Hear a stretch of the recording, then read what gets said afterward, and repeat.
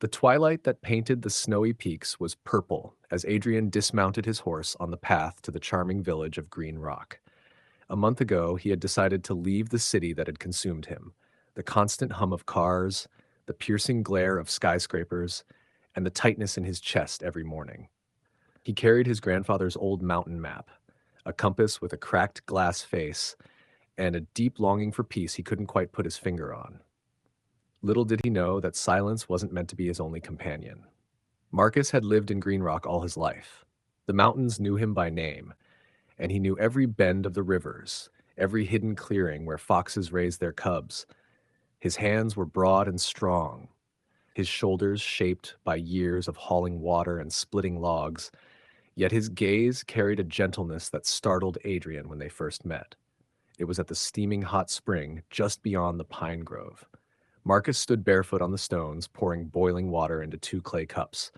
Without a word, he handed one to Adrian. Their fingers brushed, a spark so subtle it almost went unnoticed, yet it settled deep in both their chests. Days began before the sun peeked over the horizon. Marcus would pull radishes from the earth with calm strength, humming songs he remembered from his grandfather. Adrian, rubbing the sleep from his eyes in the blue-gray dawn, would chop firewood in measured strokes, each swing grounding him further into a life he felt blossoming from within. The first time Marcus touched Adrian's shoulder to correct his grip on the axe, his calloused palm lingered there for a moment longer than needed. The warmth spread through Adrian's skin, reaching his ribs like embers waking to life. At noon, under a soft sun, they sat together, munching on warm bread and goat cheese that smelled of wildflowers. Marcus regaled him with tales of the forest's hidden paths, and Adrian spoke of streetlights so bright they hid the stars. Often their conversations would trail off into silence, each content just to listen to the other breathe, to feel their shoulders brush as they leaned against the cabin wall.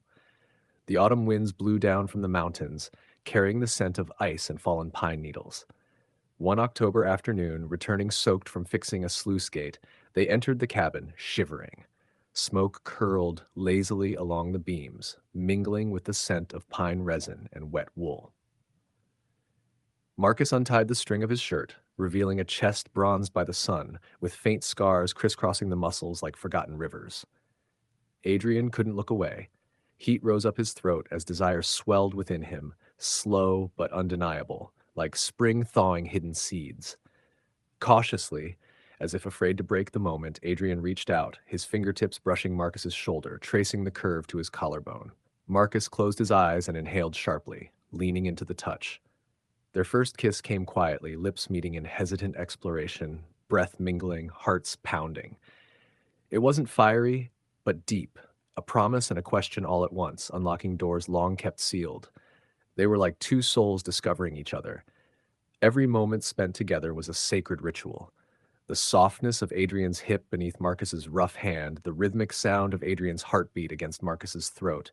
Sometimes they woke up in the morning tracing invisible maps on each other's chests, memorizing freckles and scars like stars only they could understand. Other times, at the edge of their cozy bed, their hands guided each other in silence, their sighs and soft moans blending with the gentle breeze against the cabin walls. Their love was slow and gentle, yet it burned with a passion that left them both trembling, tears welling up in their eyes not from pain, but from the overwhelming beauty of being so completely understood. That winter, a thick blanket of snow covered everything, muffling the world in hushed silence. Villagers in the nearby towns started whispering among themselves, casting quick glances away and muttering behind their backs. Marcus felt a surge of anger in his chest, his instinct to protect growing stronger and wilder. But Adrian, with a gentle touch on his wrist, reminded him that their love wasn't something to hide or defend, but simply to cherish and live. When a terrible blizzard cut off their supply route, their cabin became a haven for others. They shared their food and supplies with neighbors trapped without anything. Marcus bravely hauled wood through chest-deep snow while Adrian prepared delicious pots of broth filled with thyme and garlic. In those days, whispers turned into gratitude. People started to see them not as two men breaking an unspoken rule, but as two hearts deeply connected to the land, giving freely without expecting anything in return. Spring arrived in an explosion of colors. Sunflowers grew taller than Adrian's shoulders, pumpkins glowed like amber in the dirt, and tomatoes swelled crimson and warm to the touch. It was the best harvest in decades. To celebrate, they threw a fair with tables full of their produce and music drifting through the valley as Marcus strummed his guitar and Adrian sang in a voice brimming with joy.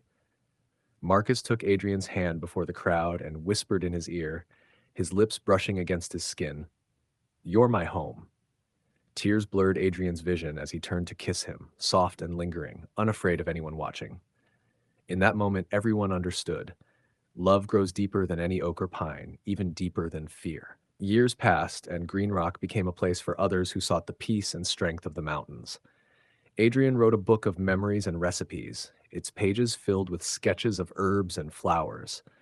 Marcus built a greenhouse that stayed warm even in the coldest winters, where lemon trees bloomed pale gold. Together, they taught children to plant seeds, to watch and listen, to speak gently to the earth. Every morning, they stood on their balcony, the valley below painted gold by the rising sun. Marcus would wrap his arm around Adrian's waist, holding him close, their chests rising and falling in quiet rhythm. They knew the mountains held ancient secrets in their stone hearts, but the greatest secret was the one they shared each morning in silence. Love without limits, free and strong, built on hard work, devotion, and the simplest kindness. Their cozy wooden cabin filled with the joyful sounds of children playing. Marcus and Adrian built a loving family that grew with each passing season. Clara, with eyes as curious as Adrian's, and the twins, Paul and Neil, who created their own games among the towering sunflowers and rolling pumpkins. Every morning before the sun rose, Marcus woke the kids to feed the goats and collect fresh eggs while Adrian kneaded dough for warm, delicious bread. Clara read recipes aloud from Adrian's journals, her voice sleepy as she listed thyme and rosemary. Paul carved tiny wooden birds under Marcus's watchful eye, his brow furrowed in deep concentration. Neil chased moths across the porch, naming each one like a little friend. In the evenings, they gathered under the ancient oak tree. Clara told stories about faraway lands she dreamed of visiting someday. Paul gathered twigs for the fire, and Neil pointed out glowing insects in the grass with bright, happy eyes. At night, when the fire crackled softly, Adrian played the guitar while Marcus sang old mountain songs he had learned as a boy. The kids curled up under blankets, their eyelids fluttering closed to the soothing music and the low crackle of the fire. They knew that the most precious thing they would leave behind was not the wood they carved or the bread they baked, but the love that filled their home. It was a love that shone through the way Marcus brushed Adrian's hair while he slept, through the way Adrian kissed Marcus's shoulder each morning, and through the children's laughter that echoed bright and fearless into the dark forest beyond. And so, amidst the cliffs and meadows, with the wind as silent witness and the stars as shining testimony, Marcus and Adrian lived their love in the mountains. They proved that the heart's beat can be louder than any storm and can last longer than stone or wood. Their love would live on through their children's voices and their children's children, rooted deep in the quiet, eternal heart of the mountain.